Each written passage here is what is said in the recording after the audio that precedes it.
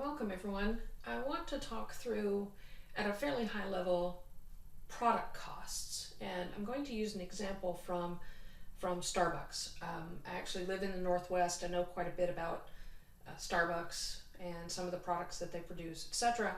So I'm going to just give you a high level introduction to what product costs are.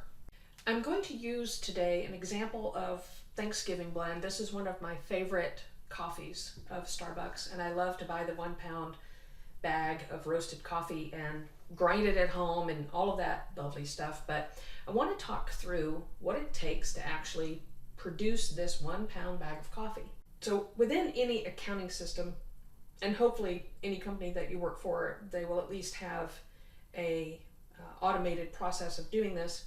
You will have what is called a bill of material.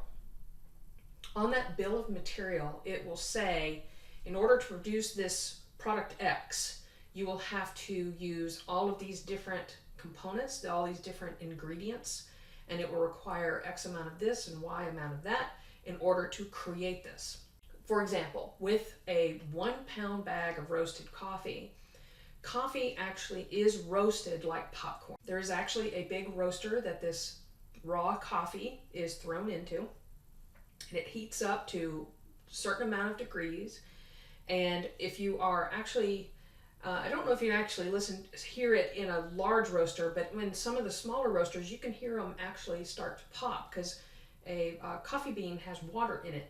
And as it heats up and that water releases, it pops like popcorn. So these roasters are taking this green coffee, and so there's going to be a certain amount of loss because of the fact that moisture is being sucked out of these green coffee beans.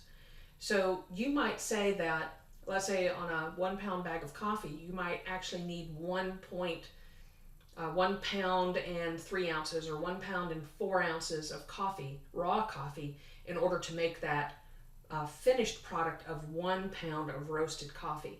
And that green coffee costs a certain amount.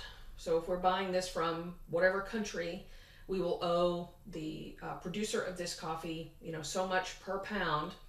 And so that price per pound, when you take, okay, so this bag of coffee, it typically costs this, or over time it averages out to this, and 1 pound and 4 ounces of that equals whatever amount of money that is. Next, the actual film, this lovely fall colors and all that sort of stuff, all of that film actually costs something too. So whoever your film producer is will send rolls of this film, and it will already be pre-printed, most likely, with all the lovely fall designs and the fact that it's Thanksgiving blend and it's Starbucks and the little logo on there and all of that. And it will be already pre-cut and perhaps some kind of dimensions, etc. And so that will cost something per 1 pound bag of coffee. The next thing that you have, and you may not know this, but on each bag of coffee, of roasted coffee, there's a little gas valve. Oftentimes it's right in the middle of the Starbucks company logo. So the next time, if you are in a Starbucks store and you pick up one, if you squeeze the bag a little bit, it will release gas off of those roasted coffee beans. And the reason that it has to do that is that if they didn't have some way for that gas to release, those bags would explode because there's a lot of pressure in those bags when they're first filled up with coffee. So that gas valve allows the gas to be released without making the coffee stale. This is what helps them have a longer shelf life. That's one of the reasons why Starbucks has been able to go global, in fact. And that little gas valve costs maybe, I don't know, a penny per gas valve. I don't know. I don't know what the cost is, but something small like that. The next thing is, when you open one of those bags, there's a little white tin tie, almost like the texture and feel of the little ties that go around bread bags, And so whenever you open one of those bags of coffee, if you don't use all the coffee, you can actually kind of reseal it a little bit and wrap that tin tie around it to close the bag. And that tin tie costs some amount of money, whatever it is. And then the glue. Of course, there's a glue piece that's inserted in between the two flaps of the film so that it actually closes really tight and everything. So that glue, whatever amount of that, has to be accounted for.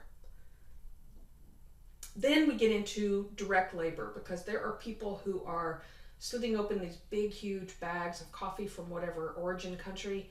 They're dumping it into the roasting, the roaster, and then you've got people who are pulling those bags off the line or pulling the boxes off the line and going and putting them away in the warehouse. So you've got to account for that direct labor and what that costs you. And then of course you've got overhead. So there are other people who work in a facility, in a roasting facility, that don't work directly on the line. Their salaries will often be accounted for in this. And you've also got to take into account the depreciation on these roasting machines and various other costs that it takes to actually run a manufacturing facility. And all of that goes into what is called overhead.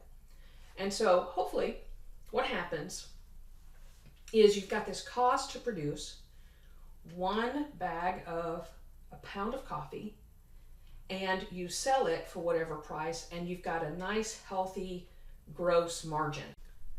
So in this case, I'm assuming, because I don't know the exact costs of all of those different parts and pieces, but I'm assuming it will come roughly to about $4.50 per bag, per 1 pound bag. So those are the actual costs to produce this 1 pound bag of coffee.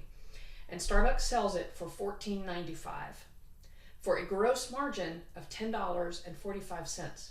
So that $10.45 represents almost a 70% gross margin, which is pretty nice. And a lot of companies will establish some sort of benchmark that they will go for as far as what they want their gross margin to be. And this is a pretty healthy one. There are other things that I'm sure are marked up more than that. And a lot of companies have, fairly high markups on products and things like that. So don't be surprised. I mean, that's just the way that it is. You're also having to, the sales of these products also have to cover other costs in a business. So as I talked through this bill of material, you could hear that, okay, yeah, the raw material to actually make it makes sense. And then all of the manufacturing facility, a lot of the overhead and the direct labor and indirect labor and things that go into making that product, it doesn't account for things like legal staff. It doesn't account for a large accounting staff. It doesn't account for all your sales and marketing people that may not be housed in a manufacturing facility. And so all those costs too have to be paid for one way or another. So oftentimes, people get a little weirded out over gross margins and being so high and things like that, but there's a reason for that. You're trying to cover all of your costs so that at the end of the day, a company will have a nice net income bottom line take home number. I hope this helps to explain a little bit about what product costs are and what we're kind of doing with the product cost idea. And there will be future videos and some more of these going into a little bit more detail. But if you have questions, feel free to leave them below and I'll be happy to get back to you. I'll see you soon on another video.